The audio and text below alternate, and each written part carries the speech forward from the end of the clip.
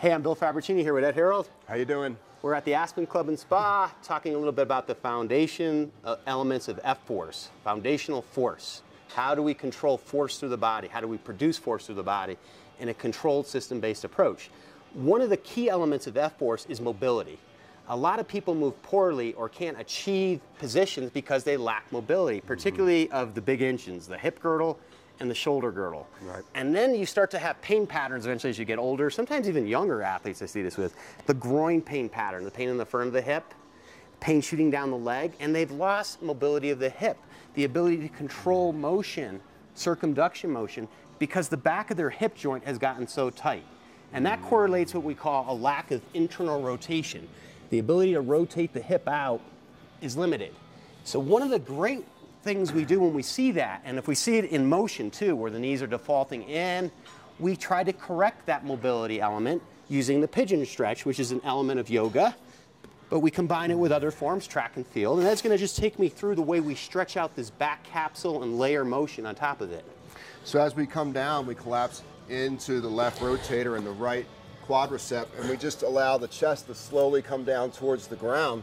And you can feel as the upper body comes down, you're going to have more torque inside the left rotator. Now, if Bill looks to the right, as he looks to the right, you're going to feel the inside line of the left femur head.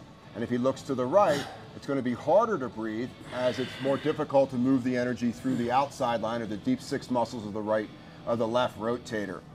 So there's two stretches here that we're really looking at. Number one is the right quadricep and the left rotator. But everything that we do is going to revolve around slow motion respiration. We're going to try to omit all mouth breathing and try to scrub our blood of as many toxins as we can by moving the diaphragm up and down with some of the breathing that we get from the yoga systems.